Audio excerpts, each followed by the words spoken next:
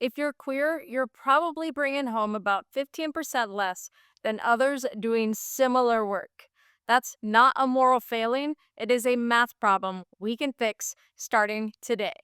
Here's the plan. I'm going to show you where the gaps actually come from, what your rights are, and exact words to use to pull the salary range and negotiate without sounding difficult. First, the truth in plain English. On average, queer households earn about 85 cents per dollar earned by non queer households. That adds up to around $12,000 a year. Just gone. And for transgender workers, multiple high quality studies show consistent earning penalties, think like 6 to 13% across different ways of measuring it. So, yes, you are not imagining it. Why does this happen? A few big reasons: bias, sometimes quiet, sometimes not. Job sorting. Queer and trans workers end up overrepresented in roles and industries that pay less or have shakier ladders. The closet tax, when hiding who you are, limits networking, travel roles, or visibility. And the worst, pay secrecy. If you never see the range, you can't know if you are being lowballed. Some good news: the law is more on your side than it ever used to be. In 2020, the Supreme Court said firing someone for being gay or transgender is sex discrimination under Title VII.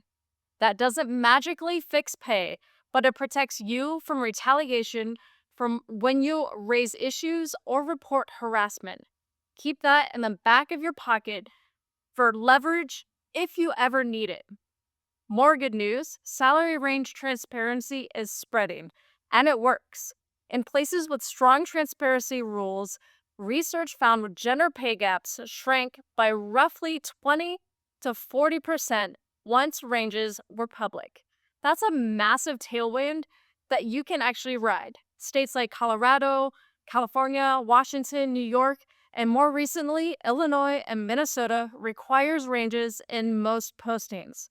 Use those postings as receipts, even if you don't live there. Quick reality check on poverty and precarity. LGBTQ plus people have historically faced higher poverty rates than straight cisgender peers. Trans people are even more so. That's another reason this video matters. We're not just arguing about fancy tech salaries. We are talking about rent, healthcare, and safety. Okay, let's get practical.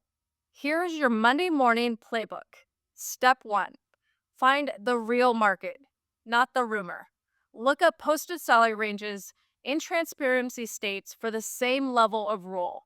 Then cross check against third party data like LinkedIn salary or pay scale.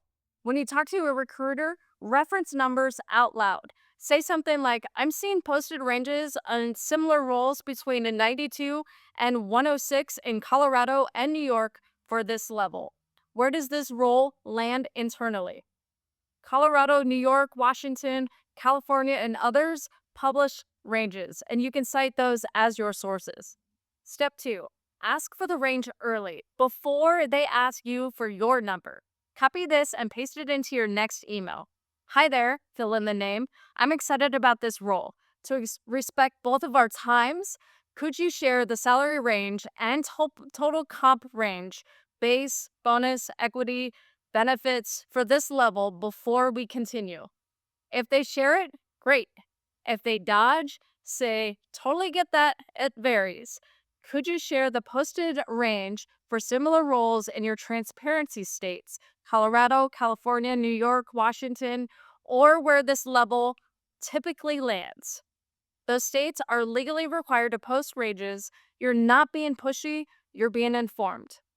Step 3: anchor in your top half of your range if you meet the bar.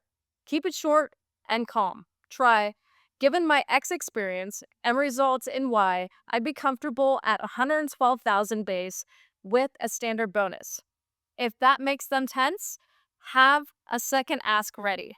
If the base is tight, we can do 108 with a written 6-month comp review targeting the top of the range. Step 4: treat total comp like a buffet, not a single dish. If base pay will not budge, get value somewhere else.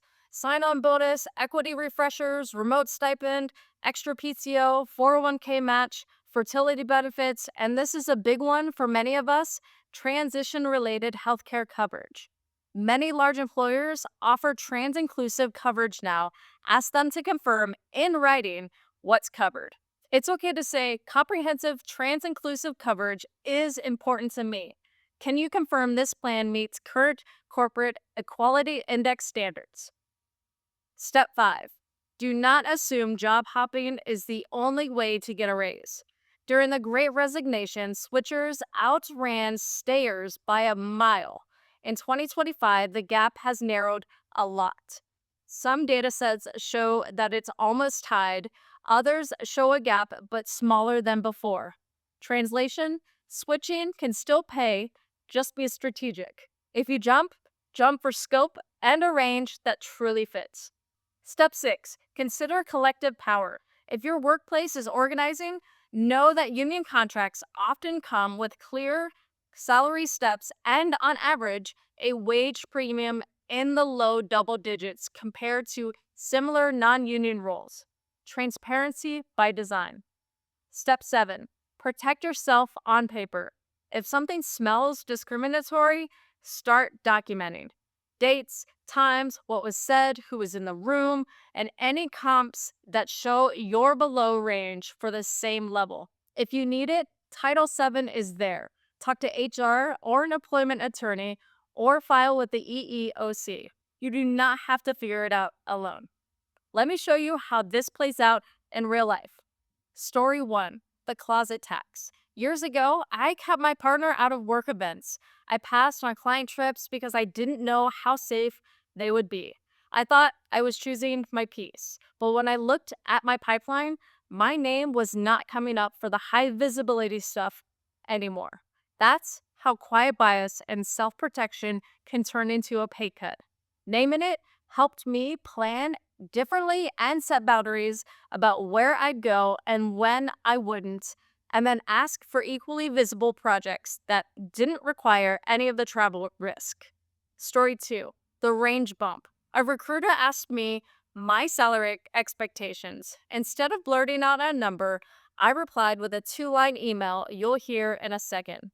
They sent back a range, 94 to 108. My first instinct was to say 96. Instead, I anchored at 104 with a 6-month review citing ranges from Colorado and New York for similar roles. I signed on at 102 plus a sign-on bonus. That single email paid for an entire year of groceries.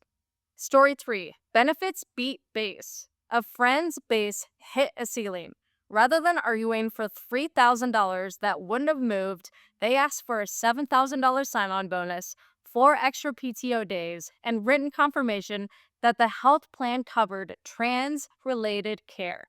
The total value beat the raise, and it supported their real life. Let's talk timing because that's where most people trip.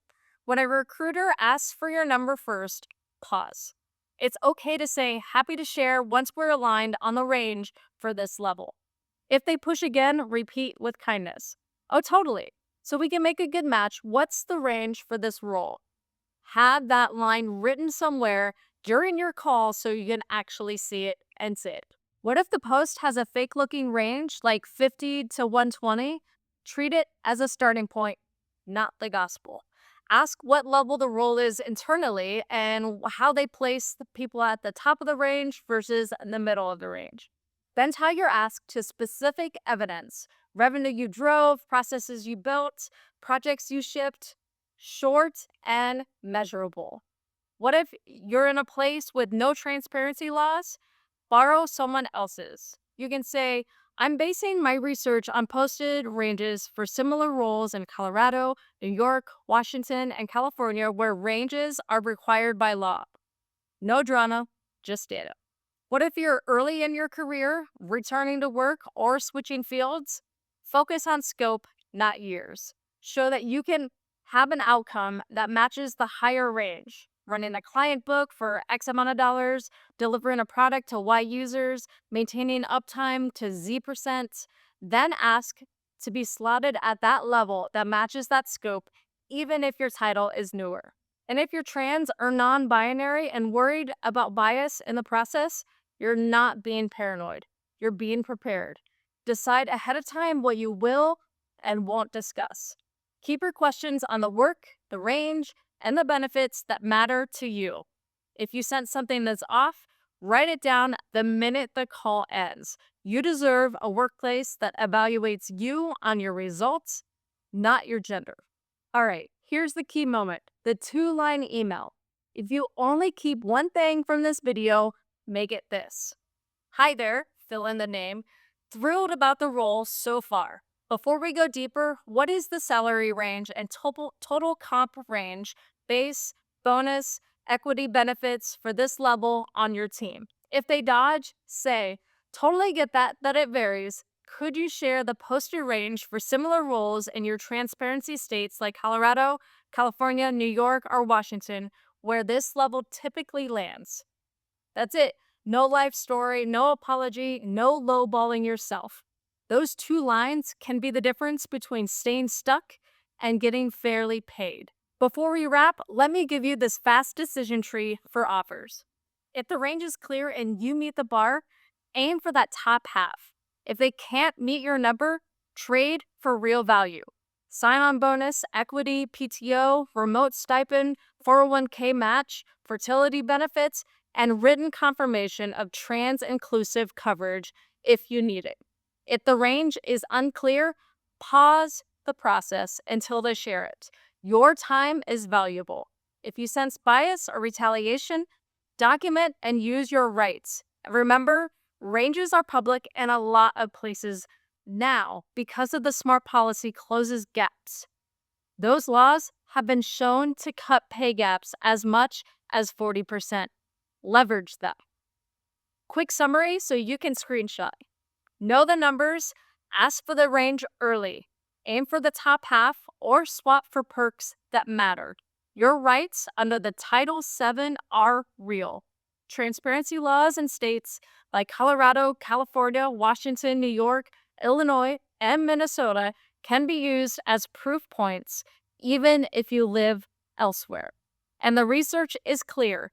Pay transparency narrows gaps. Use it.